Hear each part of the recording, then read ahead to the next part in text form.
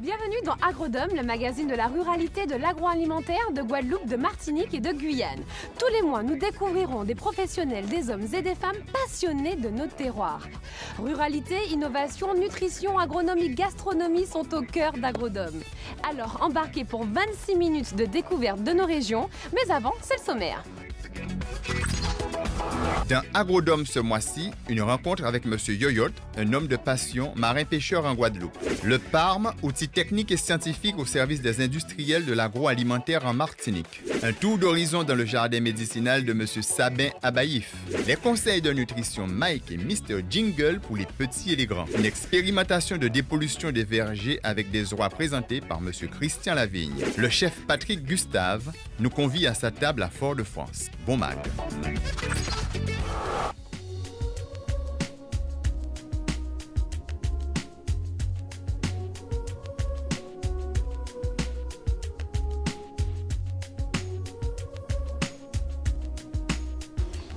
Bonjour Monsieur Rampat. Bonjour. Merci de nous recevoir Oui. ici chez vous. Oui. Et pas seul en plus. Oui, je vais vous présenter mon épouse Nadia et mes trois fils Kiran, Radjani et Rajivalokal. Eh ben, une magnifique famille réunie, ça tombe bien parce qu'aujourd'hui nous allons sur l'exploitation familiale Oui. avec plein de cabris. Oui. Ils ne sont pas ici. Non. Ils sont où? Ils sont un peu plus bas.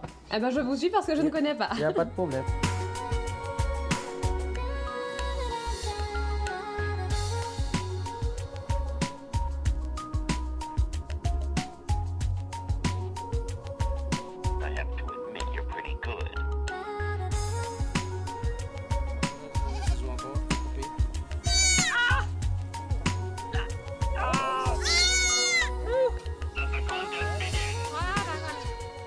Alors Monsieur Rampat, nous sommes sur l'exploitation familiale, mais c'est aussi le lieu de votre travail. Oui. Alors je vois des cabris par là, j'en entends derrière, est-ce que vous pouvez nous la présenter un petit peu? Oui.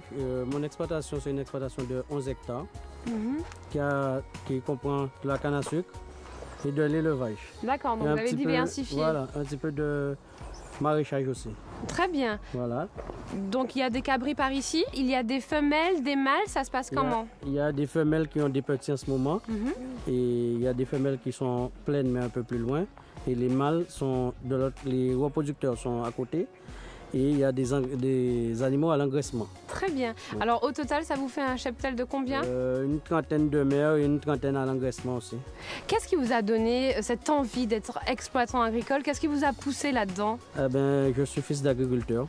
Donc de père en fils, ça De c'est père, transmis. Voilà. Et j'ai suivi les formations agricoles dès le plus jeune âge. Et j'ai été moi-même salarié agricole pendant 10 ans au GAEC de Chabia.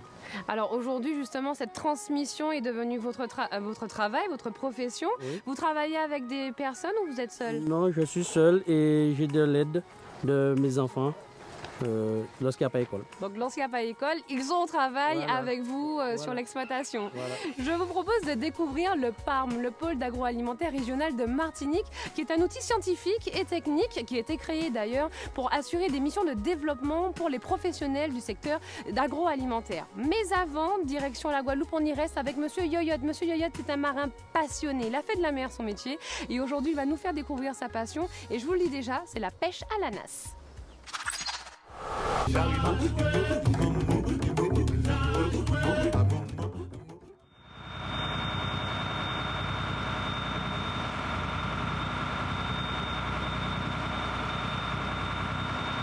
J'ai commencé la pêche depuis tout petit.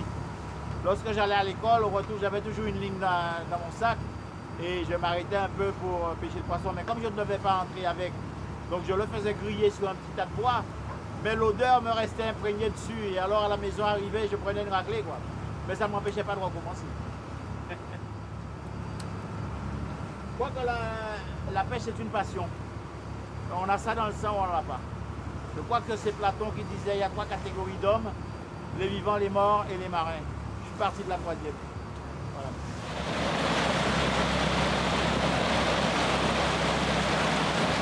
Le pêcheur, pour s'en sortir, il doit être polyvalent. Donc si il est cantonné qu'à une seule pêche, bien souvent c'est difficile pour lui parce que les pêches sont saisonnières. Donc il y a la pêche au casier comme on a fait aujourd'hui, la pêche au casier profond pour pêcher des espèces en eau profonde. Il y a la pêche à la traîne et les filets. Voilà. C'est les différents types de pêche. Et puis bon, vous avez des pêcheurs qui se sont cantonnés dans la pêche aux appâts. Par exemple, j'ai investi dans énormément de casiers, si bien que lorsque je fais une campagne de casier, même si ce n'est pas la bonne saison pour la pêche, j'ai quand même une certaine rentabilité. Donc, mais il faut compter par marée. Allez, je fais à peu près entre 500 kg et 600 kg par marée.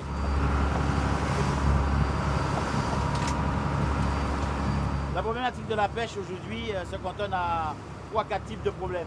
Donc, l'évolution en matière de technologie, la formation, l'importation et aujourd'hui, malheureusement, la chlordécone et le poisson-lion. Poisson-lion. Si on arrive à résoudre ces 4 paramètres-là, je crois que la pêche sera un métier attrayant. Aujourd'hui, les jeunes ne sont pas chauds pour venir dans la pêche. À cette jeunesse, je dis que les métiers de la mer, pas uniquement la pêche, c'est un gisement d'emploi. Mais il n'y a pas de jeunesse s'il n'y a pas une politique d'orientation de la jeunesse. Je pense qu'aujourd'hui, il faut une orientation plus importante et plus conséquente, de manière à ce qu'on crée, pourquoi pas, un bac pêche. Parce que je crois qu'on n'a pas une idée de ce que c'est que ce métier de marin-pêcheur. Parce qu'au-delà de cette liberté, au-delà de tout le plaisir qu'on y trouve, c'est un métier qui est extrêmement difficile. Et lorsqu'on a un poisson dans son assiette, je crois qu'on devrait considérer ce mets avec beaucoup plus de noblesse. Et donc, et également respecter davantage ce métier.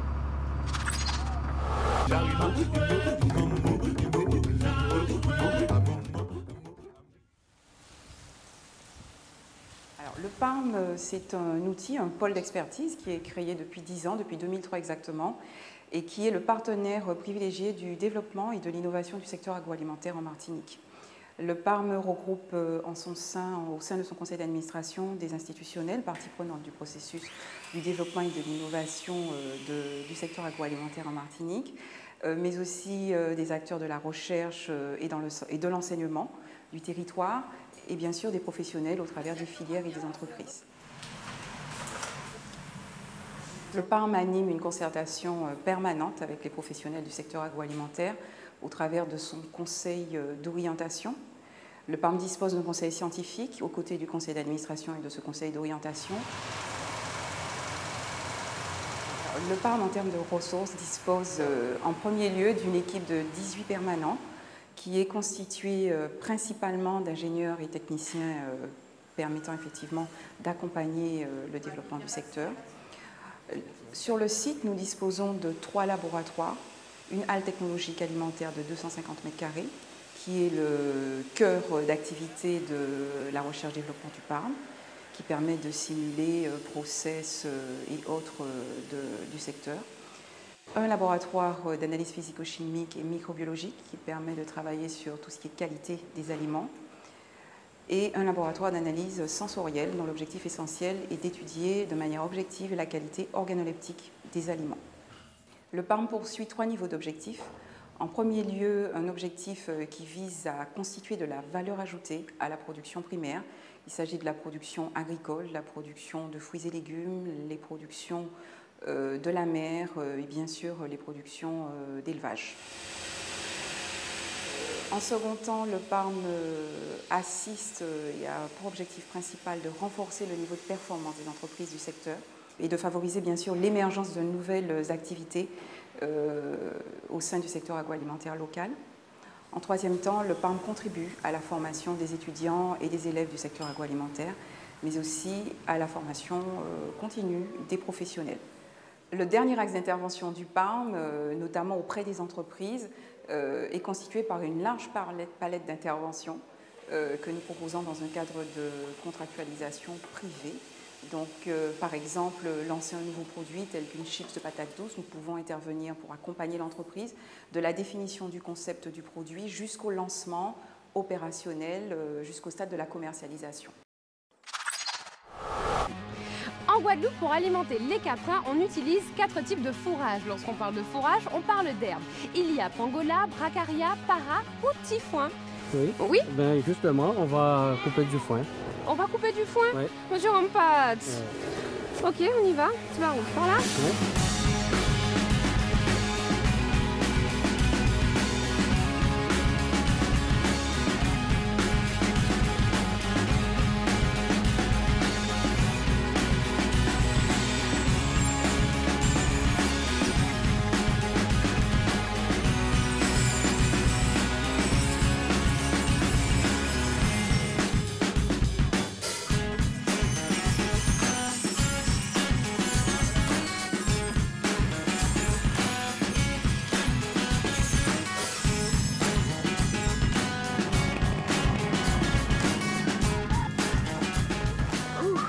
C'est clair que si les cabris mangent aujourd'hui, ce ne sera pas grâce à moi. Parlons nutrition, ça tombe bien. Aujourd'hui, notre alimentation a du mal à se frayer un chemin dans toute notre organisation et bien manger est devenu essentiel. Dans quelques instants, Mike nous donnera quelques conseils nutrition. Bien avant, direction Baïf en Guadeloupe, nous allons découvrir le jardin de Monsieur Sabin et de son fils. D'ailleurs, Monsieur Sabin est un passionné de plantes ornementales et médicinales de nos régions. On regarde.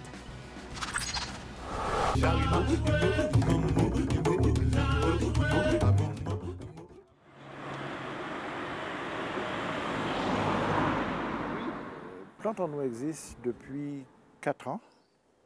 Et moi, j'ai monté cette structure, c'est parce que je me rendais compte, tout ce que nous avons comme herbe médicinale disparaissait. Je prends par exemple l'herbe à pic. Tout le monde entend parler de l'herbe à pic, mais personne n'a jamais vu un pied d'herbe à pic.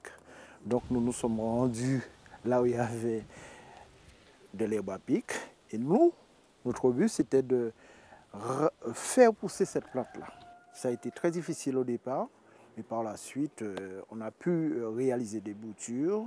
Et nous, on a mis ces plantes-là en sachet pour pouvoir les commercialiser.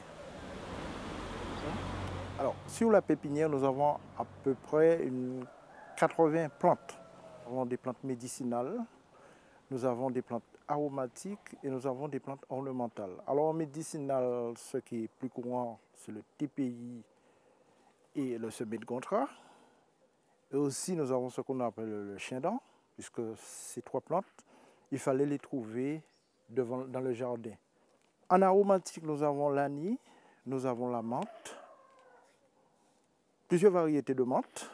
Alors, la menthe et l'anis étaient utilisés pour avoir une bonne digestion. Donc, pour pouvoir digérer, par exemple, le fruit tapin, la banane, le poyo, le soir, on le consommait aussi. Donc, on faisait un petit thé de menthe, de basilic et d'anis. Alors, ces 3 plantes sont dites des plantes carminatives. Ce sont des plantes qui vont faciliter la digestion et aussi faciliter l'évacuation de gaz. Dans l'ornemental, nous avons la rose cayenne.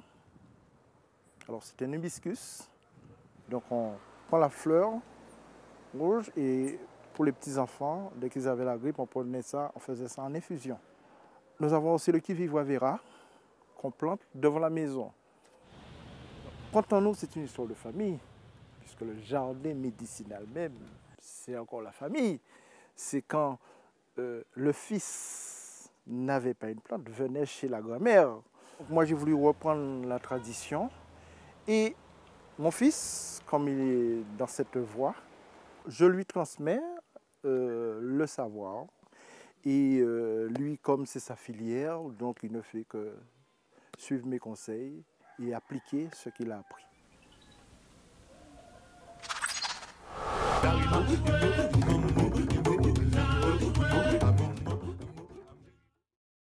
Bienvenue dans la rubrique Nutrition Santé du magazine Agrodome. Tout de suite, la question d'un téléspectateur. Ouais, c'est Jobé. Nom c'est nom, mais tout nom pas nom. Aïe comprendre. Peut-être, pour matin là, on sentit tout ça, moi qui fait moins mal. Mais on songeait entendre que si vous mangez produits laitiers, ça crée au calcium et ça au plus fort. On pas fait ni une idée. On prend mixer là. On mettait camembert, yaourt, beurre, glace et lait à goûter à manger au bi. Aïe comprendre. On batterie et on boit tout ça. Peut-être. Zola pas grave même mal encore, mais c'est votre là qui a tourné comme ça au métier. Quand ça y est ça au juste calcium. Joby, le calcium représente le sel minéral le plus important dans l'organisme. La quasi-totalité du calcium se situe dans les os et dans les dents. Il participe au bon métabolisme des cellules, en particulier nerveuses et musculaires. Il joue aussi un rôle dans les fonctions rénales et la coagulation sanguine. La capacité d'absorption du calcium dépend de l'âge. Plus on est jeune, meilleure elle est. On trouve principalement le calcium dans les produits laitiers. Ok, j'ai compris. Je vais manger un petit peu chaque jour pour éviter le mal cardiaque. Allez, comprendre. Rubrique Nutrition Santé, vous êtes à l'antenne? C'est Madame Bouya. Missi à quoi tête là? Dis-moi à moi belle. Ou savent? Rachetons un bel petit cadeau bayo. Une superbe console avec 4 manettes Tiubo et 200G avec karaté, ou sloto, e-sport et j'ai pigé moi que pigé. Yo les canapés là toute la journée qu'a foutu dans ce jeu là et à n'a quoi yo biscuits, bonbons, jus, chips, boquito sandou. Yo toujours fait e-sport si canapé. Un quoi tête, ça bon pour yo? Madame, cela s'appelle du grignotage et ça favorise l'obésité, la malnutrition. Pour les enfants et les adultes, il est préférable de respecter les 3 repas par jour, sachant que le petit déjeuner est le repas le plus important de la journée. Évitez de laisser les enfants devant les jeux ou la télé avec des chips, préférez des fruits s'ils ont faim et le sport, c'est mieux sur le terrain plutôt qu'affalé sur le divan. Ah, pas vrai? Alors, yo m'a dit, moi, c'est petit fan là, ça. Ah, quel fan yo? Ah, courir à ce terrain là, ça que dit, Audi. Rubrique Nutrition Santé, vous êtes à l'antenne? Mike, c'est Mr. Jingle. Aïe, bon Dieu, cette Marie-Joseph de là au calibre. Gardez si vous êtes là, ça. En tant que 6 ans, la semaine dernière, j'ai mangé un dombré fouet à la madère avec de la farine manioc. Ça t'est bon, mais là, moi en souffrance. Ouais! 10 jours en pacaille caca. Ouh! Ah, ça arrête si mal. Votre cas explosé. Pété des hauts. L'odeur tout partout. Mike, en moi, au secours, qu'en peut faire? Jingle, ton problème c'est que tu ne manges pas assez de fibres alimentaires. Celles-ci sont résistantes à la digestion dans l'intestin et leur rôle, entre autres, est de changer la consistance des selles. En bref, les rendre plus molles. De même, elles stimulent la contraction de l'intestin. Une carence en fibres peut conduire à des troubles de type constipation ou diarrhée. Les aliments riches en fibres sont les céréales, le riz complet, les lentilles et les haricots secs. Alléluia! Hosanna! Vive la liberté, vive les fibres, vive le papier toilette et les désodorisants. Ouais!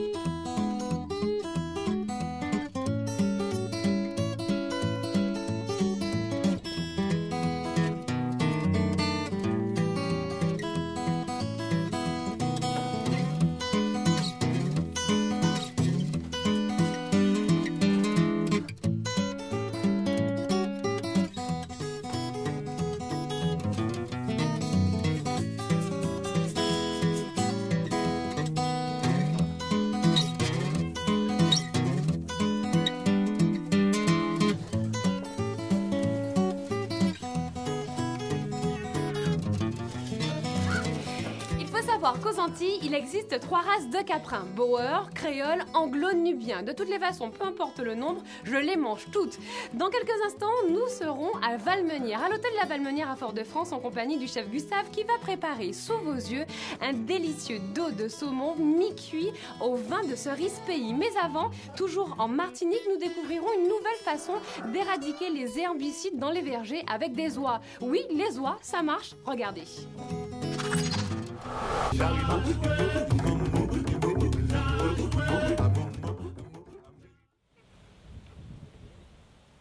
Alors ici, nous sommes chez un agriculteur qui s'appelle M. Abdoul Djiré, qui accueille une expérimentation conjointe entre le CIRAD et la Fredon. Alors l'expérimentation que vous avez derrière moi a pour objectif de supprimer les herbicides dans les vergers. Les herbicides sont le premier pesticide utilisé à la Martinique. Donc l'effort que nous mettons en place, c'est pour supprimer les herbicides à terme, et tout en réduisant le travail de l'agriculteur. Alors pour supprimer les herbicides, on a choisi d'associer au verger un animal, en l'occurrence une volaille, c'est l'oie, parce qu'elle est très herbivore, qui va faucher, qui va consommer l'herbe et être utilisée comme une sorte de tondeuse à gazon pour à la fois donc, réduire le travail de l'agriculteur, supprimer l'utilisation d'herbicides et fertiliser le terrain avec ses déjections. Alors, les oies permettent de diminuer la fréquence de fauchage des herbes. Par exemple, en cette période où on est en saison des pluies et il fait chaud, l'agriculteur, normalement, a besoin de faucher son verger pour qu'il soit propre toutes les 6 à 8 semaines. Avec les oies, théoriquement, on n'aurait pas besoin de faucher, mais quand même, comme les oies ne consomment pas 100% des herbes, elles trient un petit peu ce qu'elles veulent manger, on fauche environ 2 fois par an. Les oies, non seulement elles permettent à l'agriculteur de diminuer la quantité d'herbicides, elles permettent aussi à l'agriculteur de faucher moins souvent, donc d'économiser son travail, mais en plus, on peut aussi en vendre la viande et les œufs.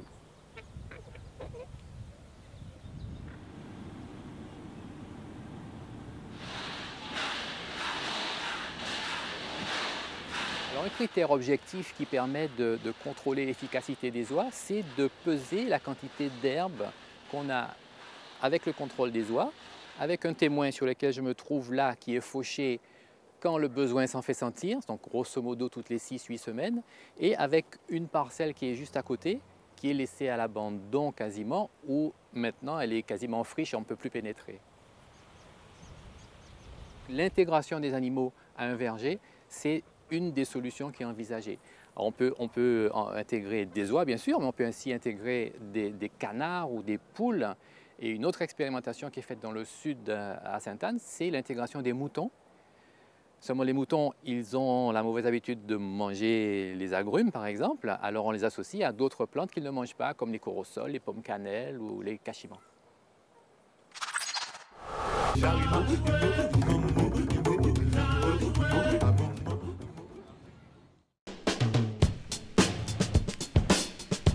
Alors le plat que je vous présente est un dos de saumon mi-cuit au vin de Cerise Pays.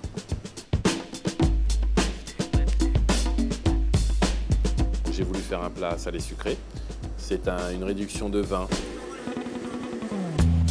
On a fait macérer les cerises Pays dans le vin rouge pendant 24 heures. Et cette réduction de vin vous donne quelque chose de sirupeux que je monte au beurre. Concernant le saumon, je le cuis d'une seule face et je le laisse tranquillement finir dans la poêle ou sur le grill pour qu'il soit cuit d'un côté et très peu de l'autre. J'ai mis une petite garniture, j'ai mis des boules de giromont que j'ai fait d'abord cuire à la vapeur et ensuite revenir au beurre et à l'huile d'olive avec les pommes de terre que j'ai fait revenir aussi et une petite brochette de tomates cerises. J'ai deux importances quand je cuisine, j'ai l'aspect visuel et le goût. Pour moi, si on n'a pas ces deux aspects, c'est pas un plat réussi. Et il faut vraiment que ce soit soutenu, que ce soit tranché. Pour qu'un chef puisse imposer sa cuisine, il faut que ce soit clair.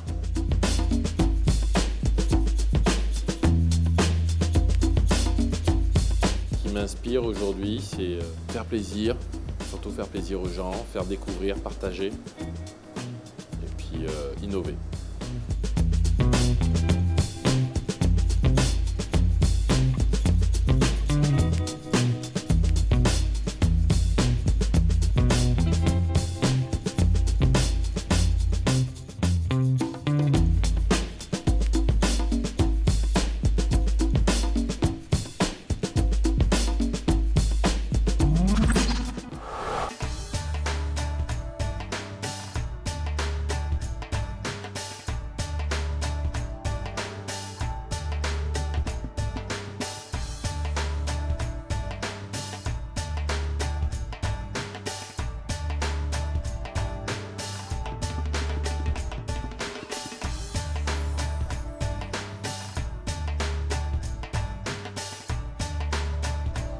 Dis-moi.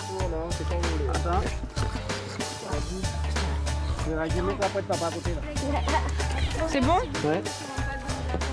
Voilà. En tout cas, monsieur Rampat, merci beaucoup de nous avoir reçus ici sur votre exploitation. Merci à toute votre famille bien complète. On le voit, la transmission. Le métier est déjà pratiquement au bout des doigts pour les garçons et même pour votre épouse. Merci à vous, chers téléspectateurs, de nous avoir suivis en découvrant les forces vives de nos départements. Agrodome, le magazine sur la ruralité et l'agroalimentaire, revient le mois prochain. D'ici là, n'oubliez pas, manger proximité, c'est manger qualité et santé. Bye bye. Allez.